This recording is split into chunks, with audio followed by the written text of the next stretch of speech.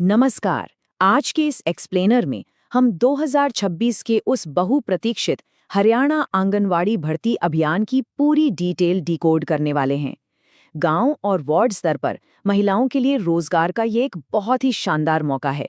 तो चलिए, बिना किसी देरी के इस पूरी चयन प्रक्रिया का एक क्लियर रोड मैप तैयार करते हैं। आज हम क्या क्या कवर करेंगे? सबसे पहले इस विशाल अवसर के बारे में जानेंगे, फिर रोल्स, योग्यता और सैलरी समझेंगे। उसके बाद मेरिट प्रक्रिया, एनटीटी डिप्लोमा की असली सच्चाई और अंत में सबसे जरूरी डॉक्यूमेंट्स की चेकलिस्ट देखेंगे। चलिए शुरू करते हैं। तो सबसे पहले बात करते हैं इस अवसर की विशालता की। ये कोई आम भर्ती नहीं है। जी हाँ, 7,100 से भी ज्यादा हरियाणा भर में इतनी बड़ी संख्या में खाली पदों को भरा जाना है।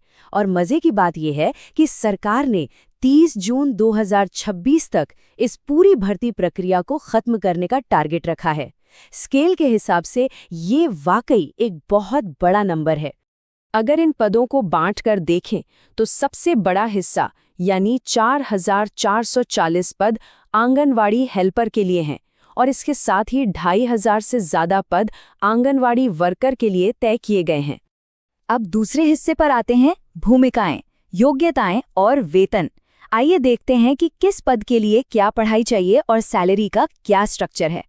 यहाँ पर ध्यान देने वाली बात यह है कि नियमों में कुछ बड़े बदलाव हुए हैं।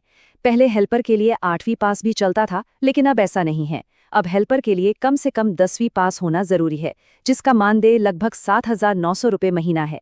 वहीं वर्कर के पद के लिए 12वीं पास होना अनिवार्य कर दिया गया है और इसका शुरुआती मानदेय लगभग 13,250 रुपये महीना है। और अब आती है सबसे बड़ी राहत की खबर। इस पूरी भर्ती में किसी भी तरह के कॉमन एलिजिबिलिटी टेस्ट यानी सीईटी की कोई जरूरत नहीं। बिल्कुल सही सुना, कोई लिखित परीक्षा नहीं होगी। ये पूरी तरह से एक पारदर्शी और अलग तरीके की चयन प्रक्रिया पर आधारित है। तो बिना परीक्षा के चयन होगा कैसे? यही एंट्री होती है मेरिट चयन प्रक्रिया की, जो हमारा तीसरा टॉपिक है। इस टेबल को जरा ध्यान से देखिए।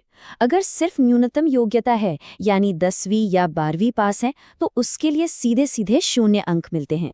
असल खेल शुरू होता है अतिरिक्त योग्यताओं से। ग्रेजुएशन के 5 अंक, पोस्ट ग्रेजुएशन के 5 अंक और अगर कोई विशेष डिप्लोमा है तो उसके 15 से 20 अंक तक मिल सकते हैं। विधवा जैसी विशेष सामाजिक स्थिति के लिए भी अलग से 5 अंक निर्धारित हैं।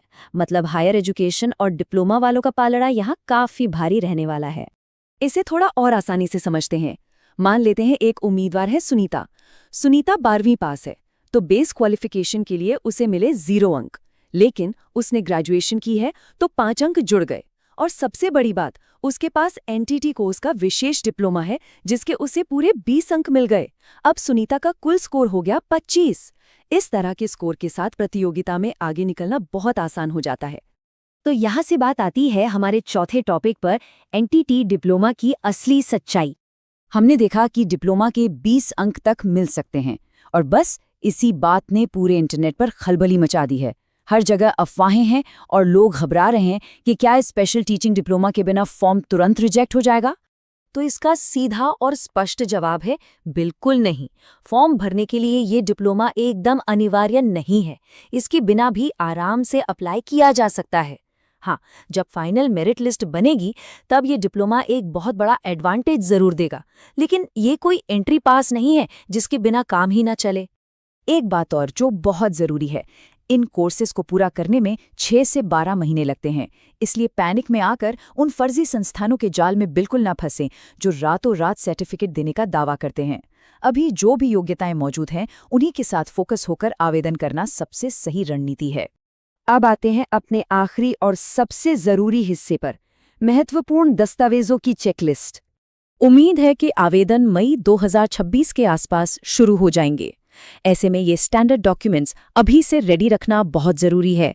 10वीं 12वीं की मार्कशीट, आधार और सबसे अहम परिवार पहचान पत्र यानी फैमिली आईडी।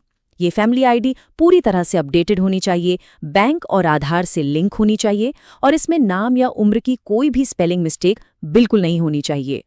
और रिजर्व्ड कैटेगरी के उम्मीदवारों के लिए एक बेहद सख्त नियम है। आरक्षित जाति प्रमाण पत्र बिल्कुल नया होना चाहिए। नया मतलब वो 1 अप्रैल 2026 को या उसके बाद का बना होना चाहिए। अगर पुराना सर्टिफिकेट लगा दिया तो आवेदन खारिज होने की पूरी संभावना है। तो कुल मिलाकर बात यह है कि 7,000 से ज्यादा सरकारी पद बस कुछ ही दूरी पर हैं। समय बहुत तेजी से निकल रहा है। कागजातों की इस चेकलिस्ट पर आज से ही काम शुरू कर देना एक सुरक्षित सरकारी नौकरी पाने की दिशा में सबसे बड़ा कदम हो सकता है। अवसर सामने हैं, लेकिन सवाल ये है कि क्या कागजात और पूरी तैयारी मुकम्मल है? इसी विचार के साथ हम आज के इस एक्सप्लेनर को यहीं समाप्त करते हैं।